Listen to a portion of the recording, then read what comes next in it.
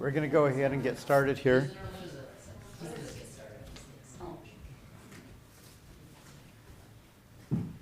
So, happy Sabbath, everyone. It's a beautiful Sabbath morning, and I hope everyone's going to be able to stay for our picnic out back afterwards. We're going to have plenty of food, so.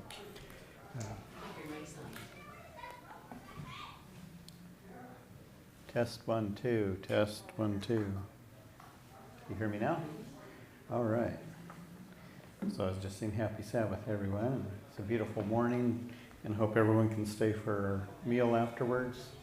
We have plenty of food. And it's not too smoky today, unlike some of the other days this week. I don't know. In Lake Geneva, we've had the smoke pretty bad. I'm assuming it was bad here, too.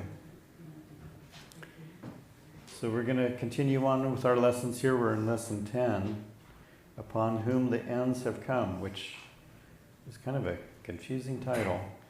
And I noticed on Hope Channel, they didn't even use that title. They titled this week's lesson, Noah, Sodom, and Gomorrah, which is a little more descriptive of what we're going to be talking about. Our memory text today, now all these things happened to them as examples, and they were written for admonition, upon whom the ends of the ages have come. Therefore, let him who thinks he stands take heed lest he falls. And that's in 1 Corinthians. So this is, you can see it's actually a warning, a verse warning us, and it's telling us that we have some examples so that we can look at ahead of time to know what's going on. Good morning, gentlemen.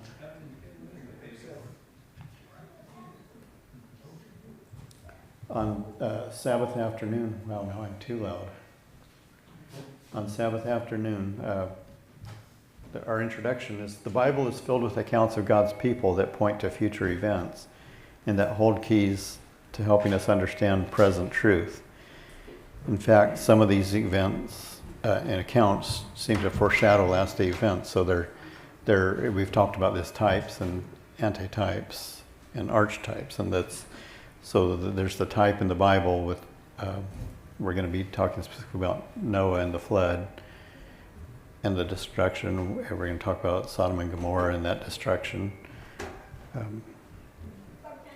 But so those things that happened in the past are lessons for us to learn from. On Sunday, then they ask us to read Revelation 6:12 through 17, and I'm going to ask someone to read for me. Can you read the highlighted section for me? And the kings of the earth, the great men, the rich men, the commanders, the mighty men, every slave and every free man, hid themselves in the caves and in the rocks of the mountains, and said to the mountains and rocks, Fall on us and hide us from the face of him who sits on the throne and for the wrath of the Lamb. Okay, so this is in Revelation, and it's after this sixth seal has been opened. It's interesting, though, we're asked to look at their response. No one's saying what's happening. They know what's happening. They know it's the end, right? So there's a lot of bad teaching out there. Can we turn down the gain just a little bit there? It's like buzzing real bad up here. So it's nothing secretive. People know it's happening. There's not going to be a question. People know what's caught. They're not saying who's doing this to us. They know it's the wrath of the Lamb. So this is in contrast to what a lot of popular theology and movies and things always want to make it like this is going to be a secret thing that's going to happen and people aren't going to know what's going on. And the Bible is telling us here clearly, very, very clearly, that we do know what's going on. So again, the lost people, they're not crying out, what is this or who's behind this? They know what's going on. And they refer to Jesus as the Lamb. But we know, again as Adventists, because we've studied this ahead of time, prior to the end, the gospel is carried to every nation on earth, and the three angels' message is clearly delivered. And we're asked to read Matthew 24, 36 through 44. And again, we'll do just a highlighted part of this. But as we're reading it, think in terms of what lessons does Jesus tell us that we should be drawing from the story of Noah. So can I get a reader for the yellow part? For as in the days before the flood, they were eating and drinking, marrying and giving in marriage, until the day that Noah entered the ark, and did not know until the flood came and took them all away. So also will the coming of the Son of Man be.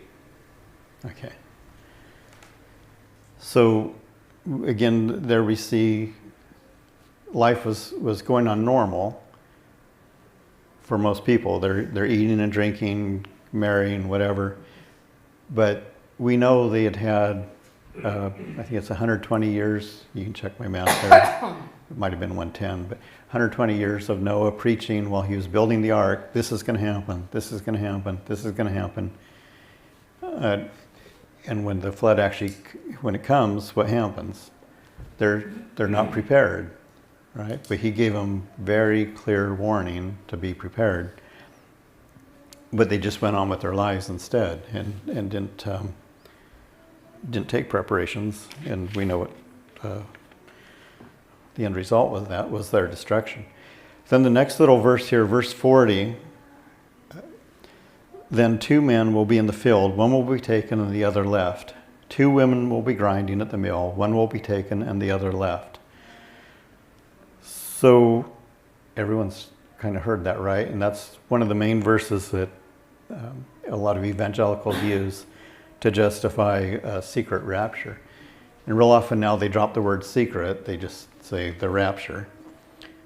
And a lot of that started, it gained, let's say it gained credibility. There was a strand of that for previous to it, but it was only people, well, there's a story of a Presbyterian theologian, N.T. Wright, in England.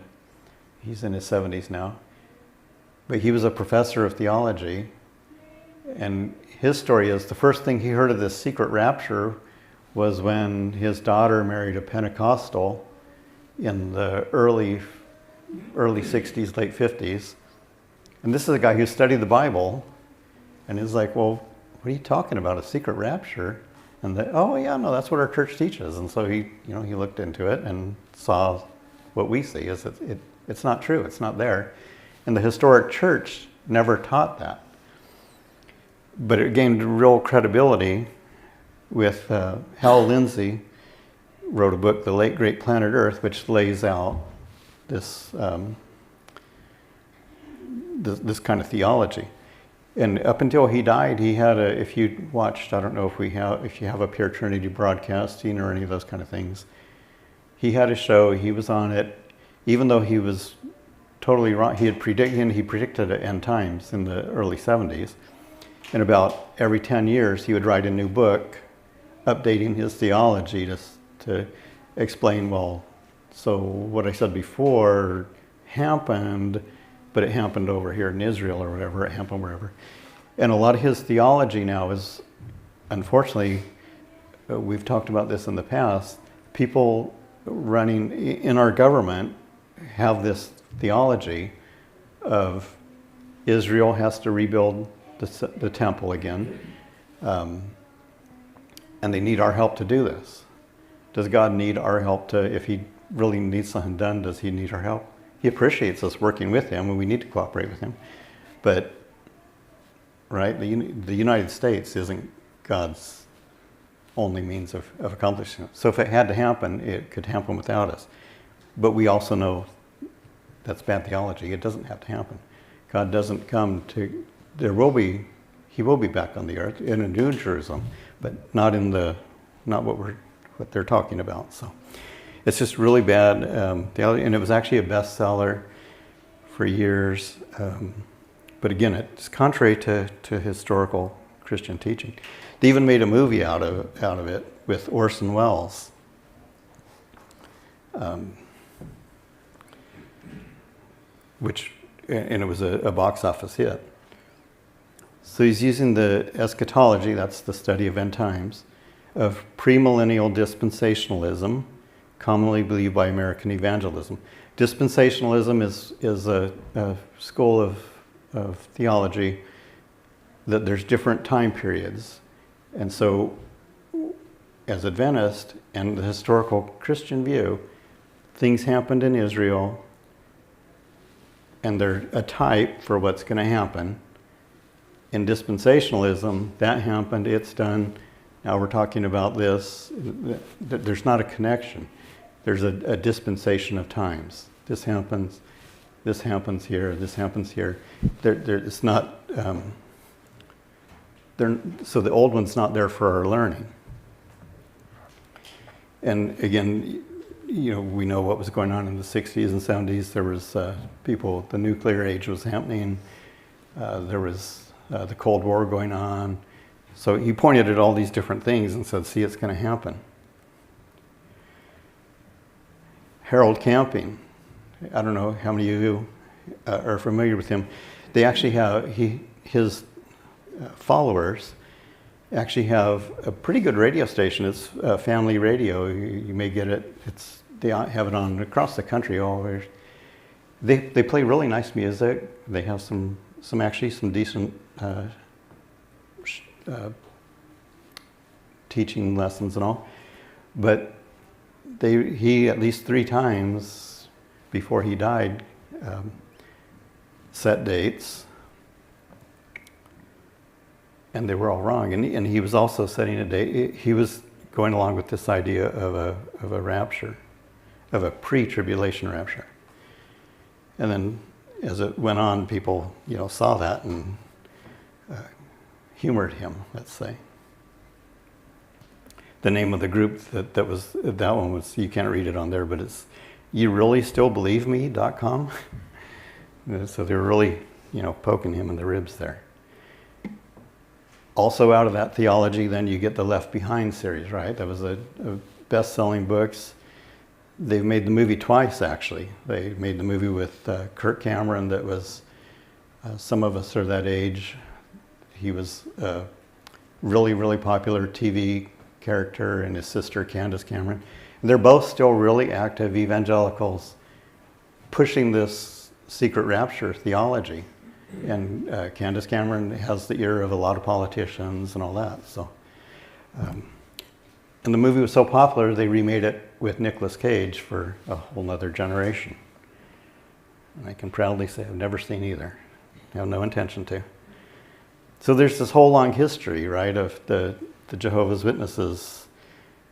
They've predicted at least 4 times the end coming in a certain time. Jack Van Impe, he's still on TV, still has his TV show, even though he said it was going to definitely happen in 2001. But they still have credibility, even though they've been obviously proven wrong. You can turn on Christian TV and see Jack Van Impe, Shelley Corbett, Marilyn Agee. There's just a whole bunch of them. But we know, again, no one knows when that day or hour will come. So we need to not be fooled by that. And there's a real danger in it because people see all this and they lump all Christianity together, right? Just like we lump Judaism together and there's many strains of Judaism. We lump Islam together and there's many strains of Islam. People that aren't Christian, and even other Christians, they assume when you have a conversation with someone, even Christian pastors sometimes, and they'll start going on, and they're just assuming that you agree with them that there's this secret rapture and stuff. But it really causes harm to the truth, right? Because then other people look at this, people in the world look at this and say, it's a bunch of nonsense, right? But is Bible study, is knowing the end time, is that a bunch of nonsense? No, it's not. It's very important. We need to know the truth here. So, and when we study the genuine, so we can spot the fake, right? When the Secret Service, agents that are dealing with counterfeits, they don't look at all the different varieties of counterfeit because each guy, it's so detailed that an individual person, they can say, oh, this Jack did this counterfeit because of whatever. But the way they learn all that is they study the real dollars, the real currency, so well that they can instantly say, oh, that's fake. They don't have to study the fakes, they study the real thing. And that's what we do as Adventists, hopefully. We're spending the time so that we know the real thing, so that when, we're warned, even the elect will be deceived. And I believe it's people will choose to be deceived. Because if we've spent the time and if we learned, we know the truth. We know there's not going to be, like in the Left Behind, suddenly half the airline pilot's going to disappear out of your plane and your plane's going to crash and you're going to die, right? We know that's not reality. Linda? I'm wondering why other churches have other ideas. Do they have different Bibles than we do? No. Well, some do. The Jehovah's Witnesses have their own. Catholics have their a number. own Bible. Yeah, Catholics have the Apocrypha, an extra 10, 12 books. It explains in our Bible, King James, it explains it so clearly what's going to happen. It explains it, but it doesn't explain. You have to take into account human nature. People want to know a date because human nature is they want to get away with what they can get away with as long as they can get away with, right? If any of you have been raised kids, you know that. I remember as kids sometimes we would play in the living room because we could see when Dad drove home. If we were playing in the backyard messing around, we didn't know until he walked around the corner and then you're in trouble. So we wanted to see so we could mess around as long as possible. That's human nature. It's not just me and my brother, so that's human nature. The other part of it with a pre-tribulation rapture is we want to give other people the benefit of the doubt. Even in this horrible political climates that we have, they're still part of human nature is we want, especially our loved ones, we want them to have a chance. With the pre-tribulation rapture theology, they get 7 years of second chance. If true Christians are sucked out of the world, and if they're not in the plane that crashes because the pilot got sucked away, they've got 7 years of second chance. And that kind of feels good. But it's not truth. So that's why a lot of churches... I had a girl that worked with me when I was working, and we'd talk religion because I had just started this church, and it was kind of exciting when I was talking to people that were willing to listen to me, and she seemed like she was willing to listen to me, but she said something about a rapture and a secret rapture, I guess, and I says, she kept telling me that, and I said, no, you're wrong, there's not a secret rapture, and she wouldn't, she argued with me all the time, so eventually I stopped talking to her because she was telling me that all untruths about the Bible. Right. And I don't know where she gets it from because she handed me a book. I didn't even read it. Because there are books being published, and there's and it's normal for people to assume you go along with what they're saying. We had that discussion. We were talking with the pastor in Galena. What's the name of it? Yeah, that they just kind of, oh, well, you're a Christian, so whatever. And it's like, oh, no, that's not quite right. That's why we have to know it really well.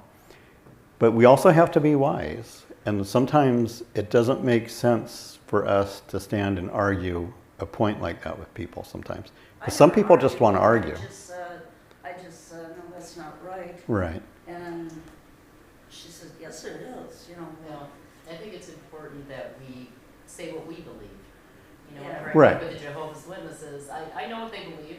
I'm not going to try to change them. Right. Right. I'm a Seventh-day Adventist. Yeah. Thank you. But I think our witness is, are we people that just want to argue? Or sometimes that's why we need to state where we're at, and we can hear what they have to say. But that's why we need to be grounded so we know the truth from the falsehood. Bible and the Bible alone. Right. But you know how many churches say that, though? That's the problem. The Presbyterian minister we talked to that said, go to Yeah. the new bar that used to be the church, it's the Bible, and oh, no, Luther and this Wow. and that, you know. Yeah. So you have to be careful with that, Yeah. because, you know, you can use the Bible to prove a lot of True, things. true, that's what they say. Yeah. I used to have a friend. Go ahead, Gary. Our mission isn't to cause conflict or do that, but we do have to plant seeds. Right. We let them know, well, this is what we believe. And I encourage you to read the Bible. Show me, look in the Bible where Sunday Right. becomes sacred. Right. We And- believe in the Sabbath. Why we believe in it? Right. You just don't have to argue. Right. You talk from your experience, which I can't argue what experiences you've had. Right. Right. You remember, the saying, you catch more flies with honey than vinegar. So we tell them what we have to tell them, but we don't need to engage in arguments with people, really. We just state I've the talked truth. to different people in my home Mm-hmm. a little bit about the Bible. I was wondering what church they went to and stuff, you know, and there's so many of them that go to a Catholic church. Mm-hmm. Well, it's hard to teach them something different. Yeah. And again, it might not be your job to teach them, though. It might be like Gary said, your job is to plant the seed and to be the kind of person that they would say, well, And if they she's say got something- something there. She's got some theology there or something They don't about her. agree with me, I just say, well, okay, your church is different then, but that's all, I don't argue with her. Mm-hmm. But it's kind of hard to teach somebody to do the right thing, like we're doing, Mm-hmm. if they insist that their way is the right way. Yeah. Well, it's like John was saying, though, a committed Jehovah's Witness that goes out every weekend and stands on the corner at the lakefront in Kenosha, we're not going to change their mind. We're not going to change the mind of the pastor in Galena who's really set on his ways.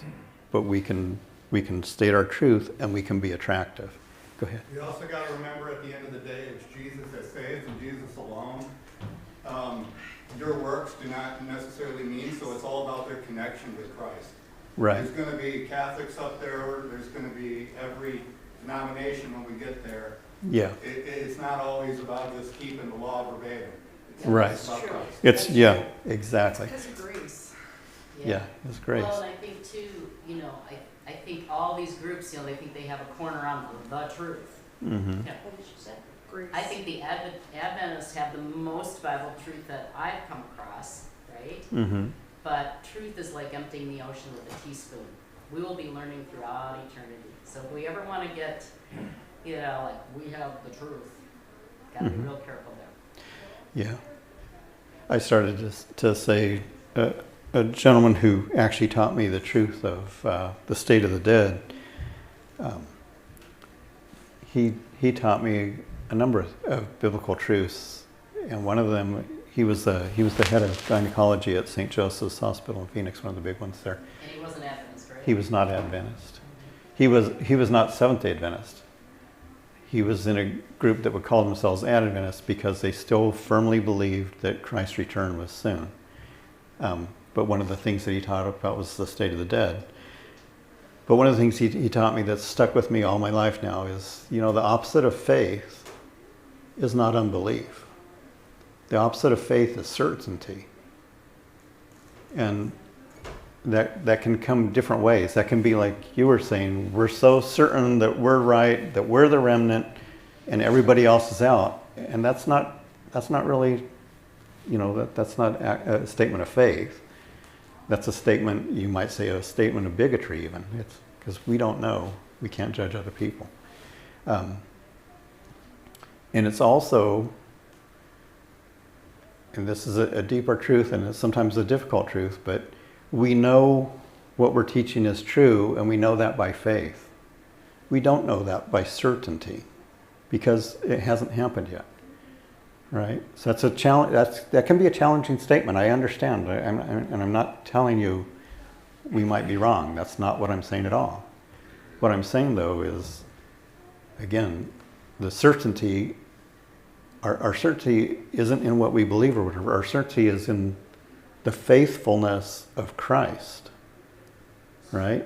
So there's a distinction between do we have faith and knowing that Christ is faithful and will do what he said he is going to do. I know those are kind of subtle, and it can be challenging at times, almost sounding like I'm saying, well, we don't know, but we do know.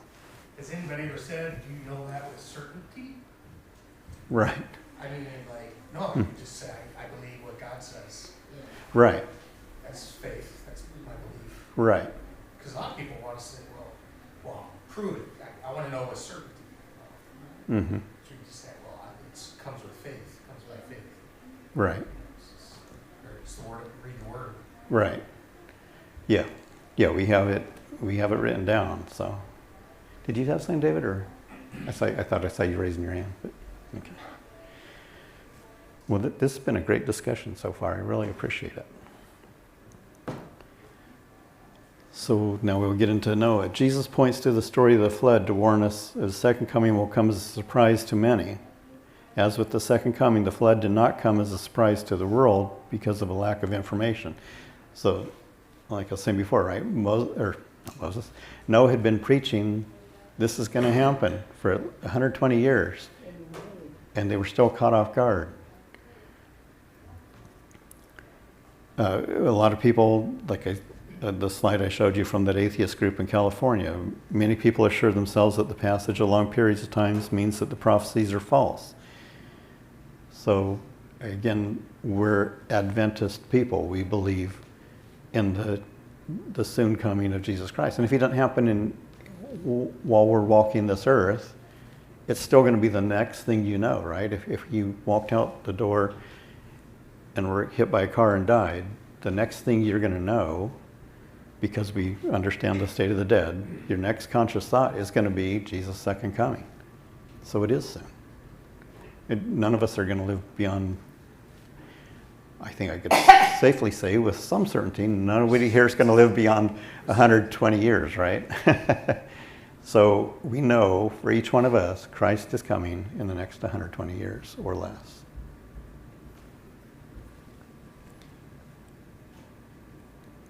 Each person's own experience, the second coming of Jesus, or in some cases his coming, is never more than the moment after death.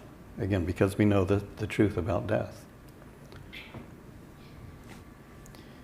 Peter reminds us that many will be unprepared for Christ's return because they willfully forget. And that's what I was saying before. Yeah. So we're warned, even the elect will be deceived.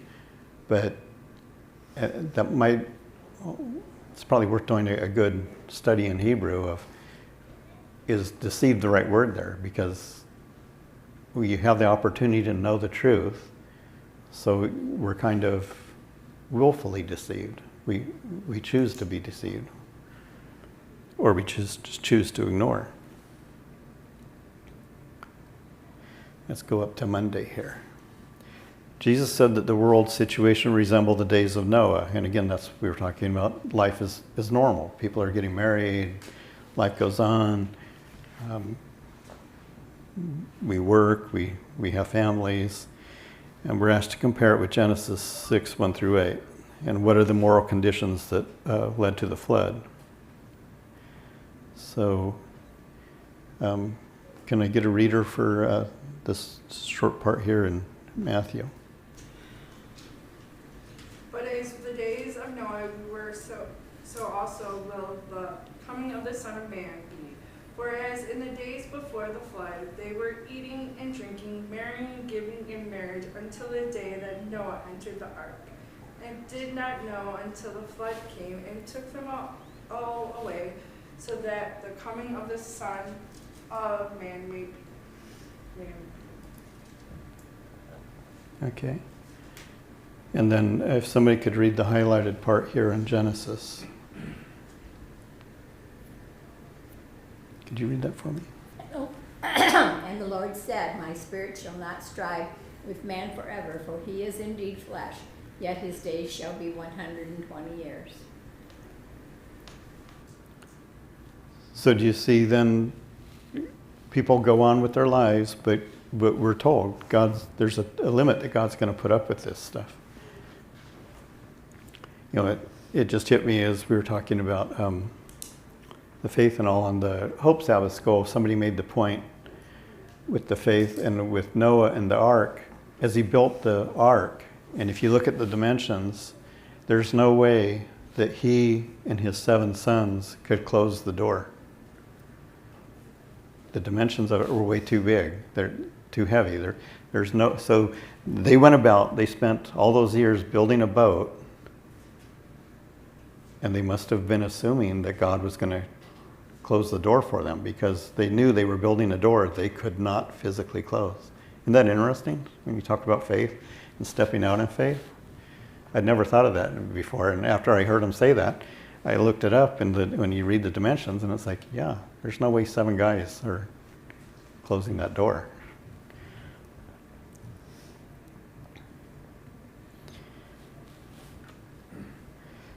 In Genesis 6, 1 through 8, just the highlighted parts, and the Lord was sorry that he had made man on the earth, and he was grieved in his heart. But Noah found grace in the eyes of the Lord. And there we go back to the grace of God, right? And so our prayer is that we find that grace too, and that we prepare ourselves so that we are ready for that. Yeah, so imagine preaching for more than a century with nothing to show but your own family in the ark. If Noah had been a modern evangelist, you might be tempted to write him off as a failure, decades of preaching and what would appear to be no results. So I wanted you to pay attention, though, at the bottom here. It says, until then, though, we have a work to do as a church, and that's what we're trying to do. I know the pastor's doing seminars coming up, and a bigger one next year. We're doing the cooking school. That's not really to teach people how to cook, right? Most people, there's so much on the internet, people, if you want to know how to cook, you can learn it in a heartbeat. You can get more recipes than you would know what to do with. What we're doing is making contact with people, and again, trying to be the kind of, when we're there doing these things, we're trying to be the kind of people that are attractive to other people, that our spirit is attractive to other people, and hopefully we have that spirit of Christ in us. We're doing the sandwiches at the Y in August. Again, I went down there the other day, and I don't know what the gentleman handing out the free sandwiches had said to this lady with 2 children, but she walked away shaking her head and saying loud enough for both he and I, because it was obvious that she was wanting me to realize that guy there giving out free sandwiches. She's, oh, what a jerk, and whatever, and some other words. Was that, and he was doing it, he's a representative of, he had on his shirt, one of the resorts there had sponsored the sandwiches that week, and he had the, do you think that lady's gonna, when her family comes to visit her, they're, oh, why don't you go stay at that place? That guy was so, but hopefully when we're there, we have hopefully a different spirit. You joined us, and Micah joined us last year, remember? And I think Micah had a good time doing that. And our goal is to be attractive, not some people want like us, but we want them to see Christ in us and be attracted to that. So that is the work that we do. That's another, I talk a lot about bad theology of other denominations. There is, unfortunately, bad theology among Adventists as well with the end times. There's a lady in Arizona that I've taught cooking schools with, that she's been part of that and stuff. They've bought some land out in the desert, and they're creating this off-grid little thing, and they were so proud they bought 5 years worth of food, and they have a big cistern that can hold up to 12,000 gallons of water. Sounds like a ton. 12,000 gallons of water is not a whole lot if you have a dozen people living there in the desert. And they're not doing this as a place to flee to. They're saying, this is the time, let's go live here. And they're trying to get people to come and join them and do this. Is that what we're supposed to be doing? If Christ is really coming soon, should we be running and hiding? Don't we have a work to do? If we really believe that Christ is coming soon, don't we need to be warning people and being in the community so they have a chance? not trying to save ourselves and trying to go save ourselves from a tribulation. Again, I don't care how much money you have, you can't buy enough food and water to last you for any true length of time. Well, it says in the Bible, it's like whoever keeps the commandments of Jesus and testimony of Jesus Christ, commandment to God and testimony of Jesus Christ, you're going to be saved no matter where you are. Right. You're in the city, in the country, it doesn't matter where you are. Right. You're going to be sealed. Right. Do we have any other comments before we go on to Tuesday? So another Old Testament story is Sodom and Gomorrah. And again, we want to look at the moral conditions that led to the destruction of those cities and what parallels exist today. Again, we're looking at something that happened before, gives us an example of what's going to happen now. For if God did not spare the angels who sinned, but cast them down to hell, and delivered them into the chains of darkness to be reserved for judgment, so God judges even the angels, and they're dealt with, so we know we're going to be judged. But he delivered righteous Lot, who was oppressed by the filthy conduct of the wicked. For that righteous man dwelling among them tormented his righteous soul from day to day by seeing and hearing their lawless deeds. As I read that, part of that hits me though in the author of this month's quarter, my Sean Boothstrike, he's pointed out a couple things about that. We talk about Lot being upright and whatever, but let's look a little bit, take a few minutes and look at Lot's life. So Abraham, his uncle, saves him basically and brings him out, and they're in Canaan, and he says to Lot, the nephew, well, why don't there's not enough room for us both here. You pick an area and I'll pick an area. And so he lets Lot go first. And what does Lot do? Lot picks the best area. What he thinks is the best area. What he thinks is the best area, right. But, so, we talked about respect to your elders and all. Was he really being respectful of Abraham, who had brought him this way and gave him the chance for a new life? Would the respectful thing to do would be to say to Abraham, you're my elder and you have more wisdom. You choose and tell me where I should be. And then, was Lot really that oppressed by living there in Sodom? There were other places to be. He could have gone, right?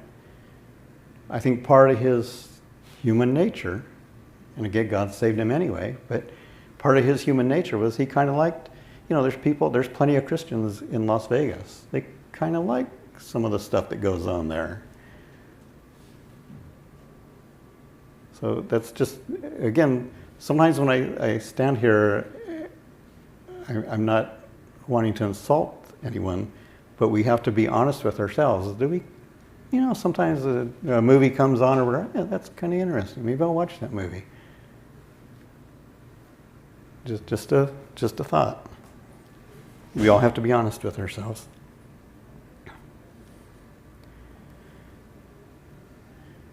Jude talks about what happened there with Lot, and again, him choosing and living amongst all the immorality, but then in the end, God saving them.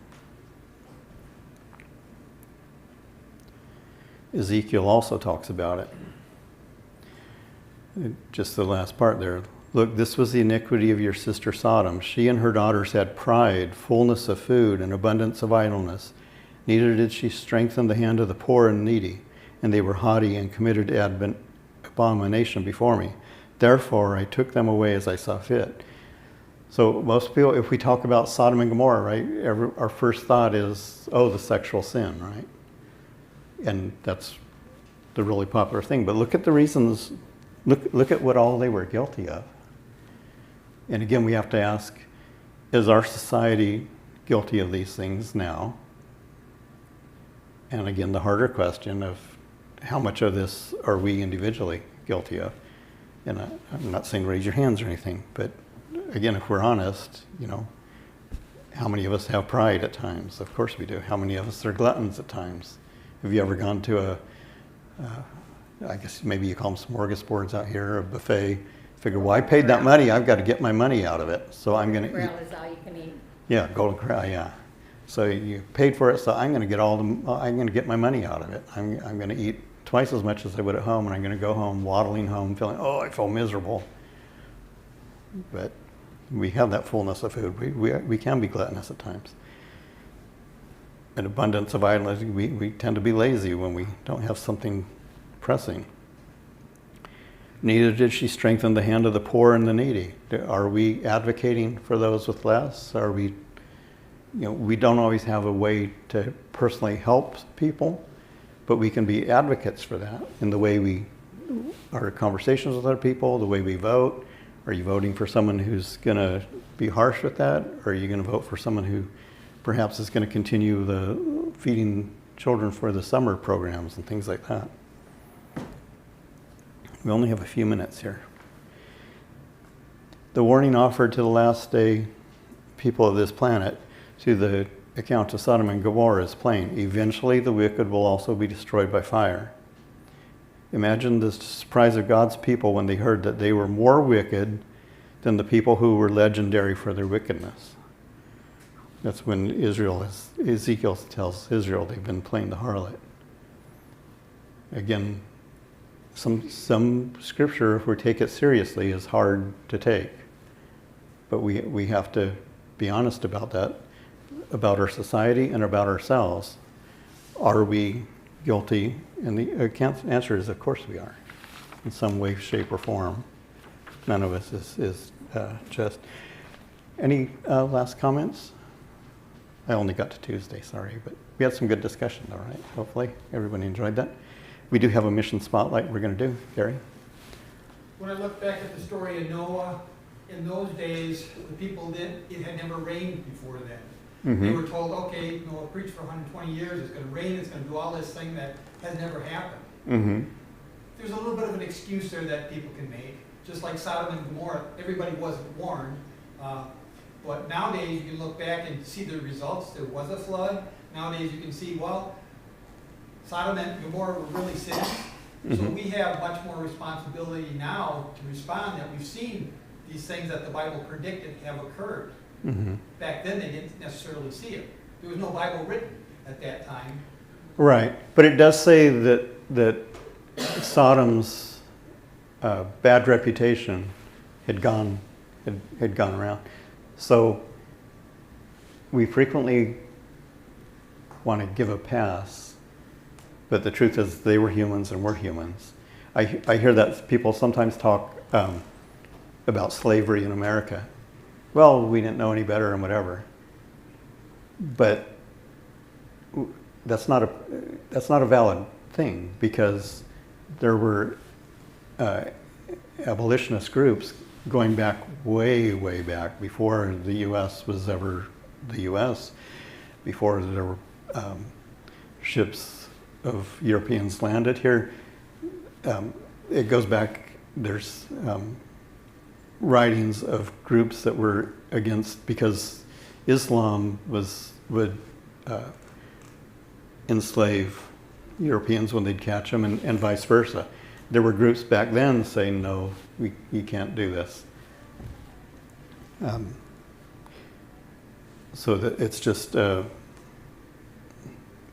human nature is human nature.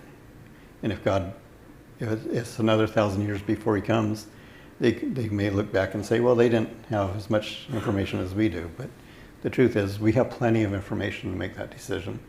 So we need to make that decision now of who are we going to follow. So we have the mission spotlight. I'm going to show that video. We'll have a prayer first, and then we'll do the video.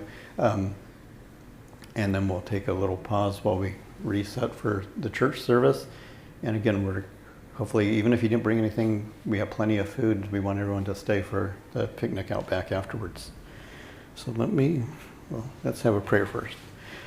Father God, we come to you this, again, beautiful Sabbath morning. We thank you for it and pray that you'll be with us the rest of the day here. We pray for our fellowship amongst each other, especially at our lunch out back, and pray over the Sabbath service itself, that you would we would hear your words, that you would have us to hear and grow from it. And we pray that this Sabbath school lesson, that sometimes the words are hard to hear, but we pray that we would take them to heart. We've been warned. You help us to make the right decision, even now if we haven't yet, that we'd be ready for your coming, and we know it's soon. In the name of your Son, Jesus Christ, amen. Okay, so let me jump ahead here. We didn't get to a lot today, but hey, Jim, can you bring up it's labeled as,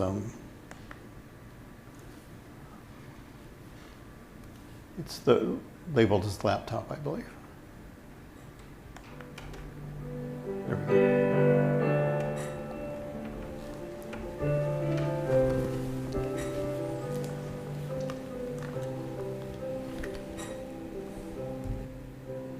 Can't you hear the waves are raging?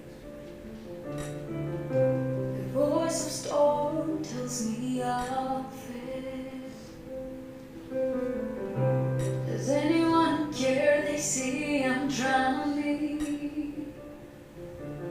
I'm losing faith, my eyes are clear. Then Jesus says, not today, don't be dismayed. You be brave and sail away. Whose voice is this that all obey? I'm your God, don't be afraid. Step by step I come closer. Across the stormy seas I'll pass. Flowing down, you soothe my spirit, and no more fear rise and Jesus says, not today, don't be dismayed. You'll be brave and sail away. Whose voice is this that all obey? I'm your God, don't be afraid.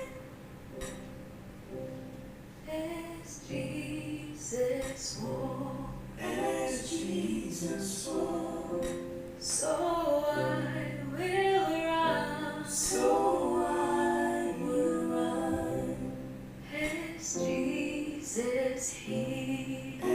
Jesus healed, so